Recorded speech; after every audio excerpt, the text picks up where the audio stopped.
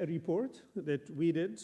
As you see here, I'm not the only one, because just as a disclaimer, I'm not a scientist.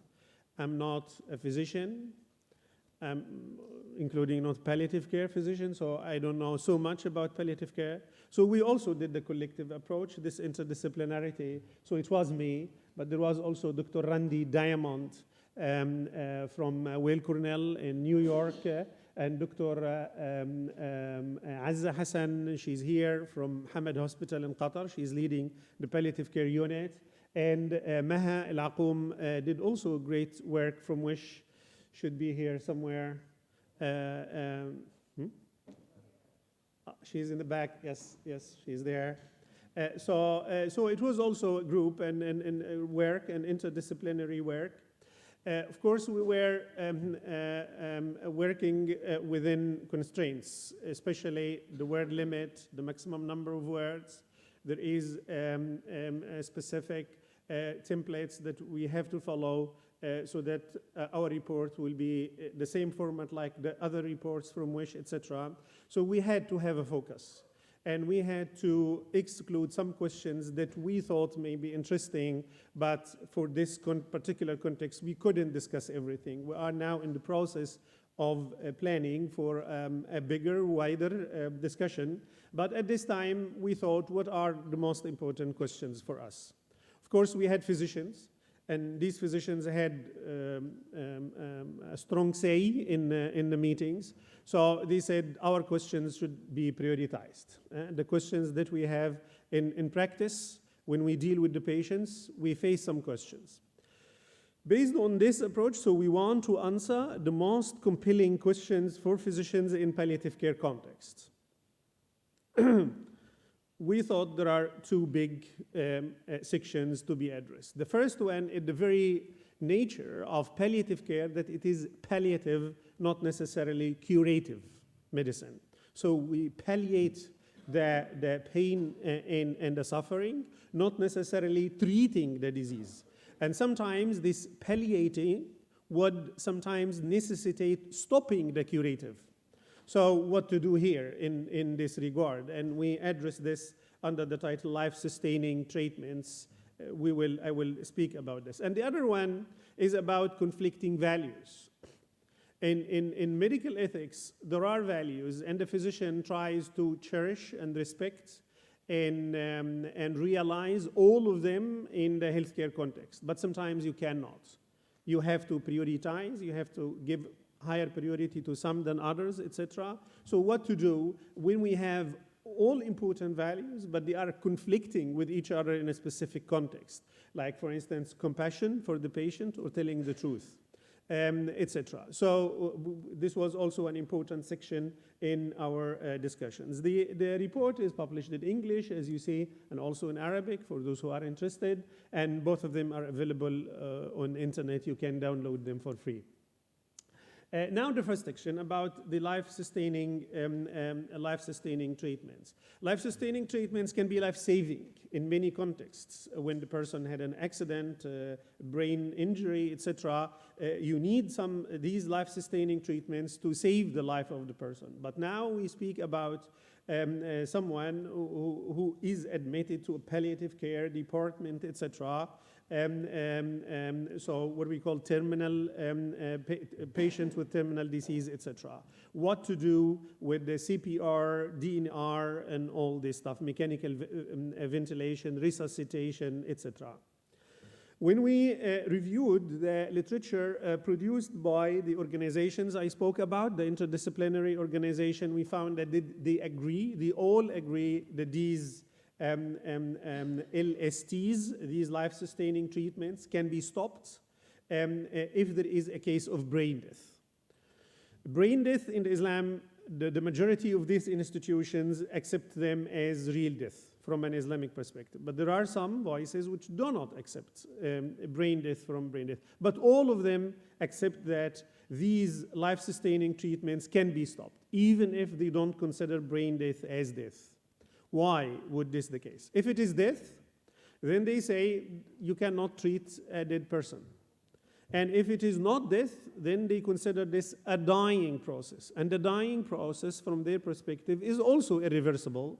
So what we will do by continuing this excessive medical treatment is that we prolong the dying process, and the dying process is one of the most painful, including one of the severest types of suffering for the person. So it will not be compassionate to prolong the dying process.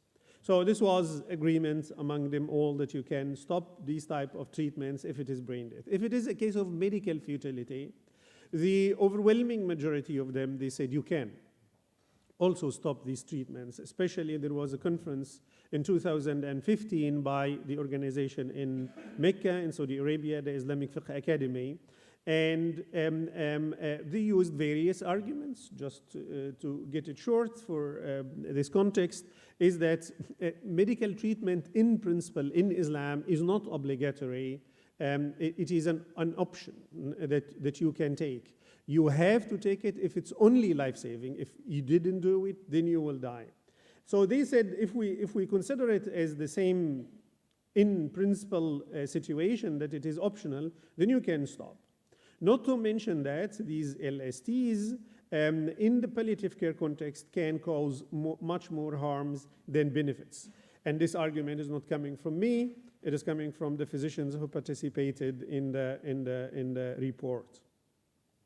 And these were translated in DNR policies in different hospitals in the Muslim world, especially in the Gulf region.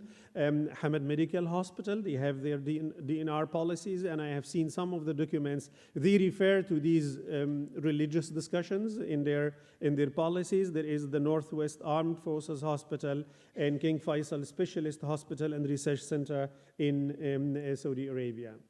Now, the second thing about to be stopped or not is the artificial nutrition and hydration. This is much more controversial and complex, we found while we were preparing our study. The Islamic Fiqh Academy, in its discussions in 2015, they were clear about the case of medical futility and that LSTs can be stopped.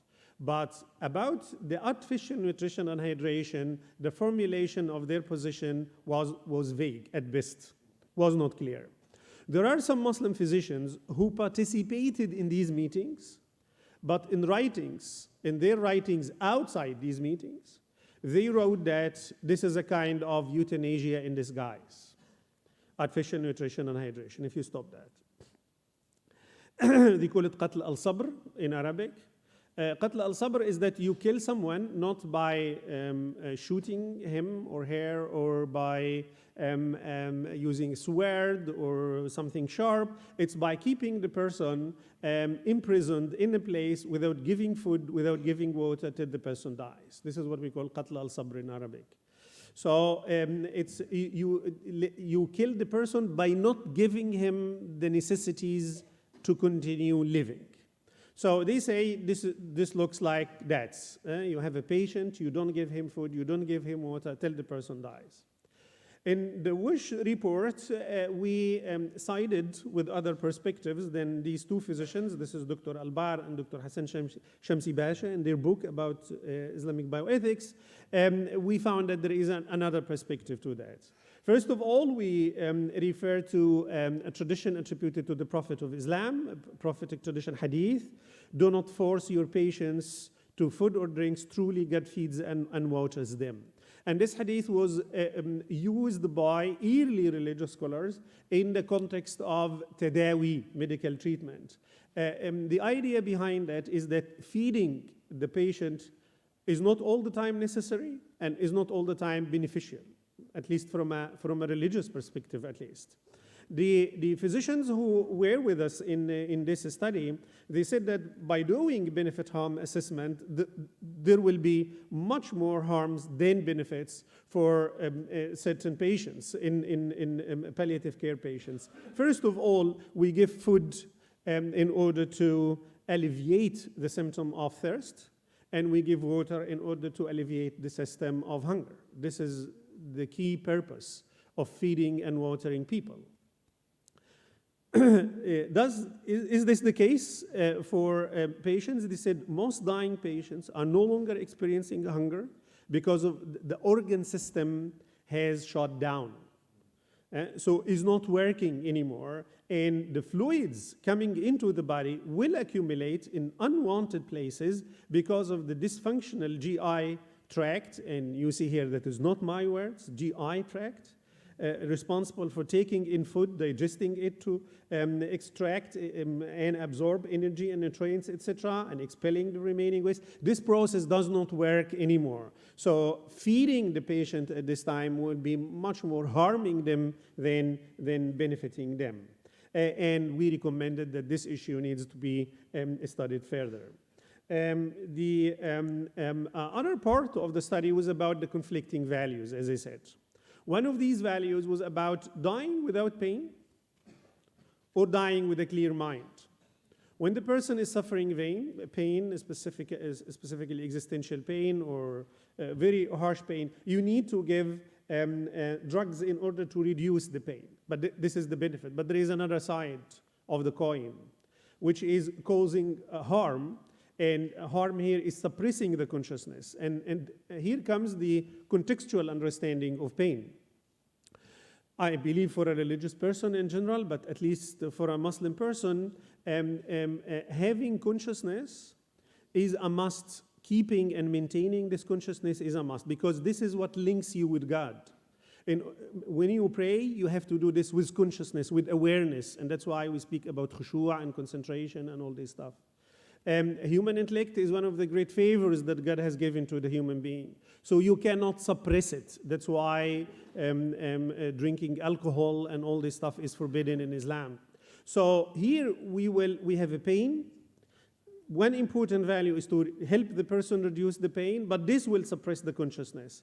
Can we sometimes override the suppressing the consciousness in order to reduce pain? In general, it's yes. In principle, it's possible.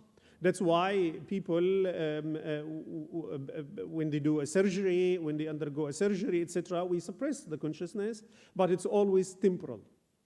It's always temporal. So can we do this on a temporary basis? Yes. But we said there must be good balance between the other obligations, like if the person is in a state to pray, a Muslim has to pray 5 times a day, etc. So when you give these drugs, you have to keep this in mind, etc.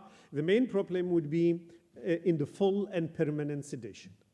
The physicians who were in the group working, they said this is very exceptional, it hardly happens, etc. But we said in case that this happens, this will be the most problematic one.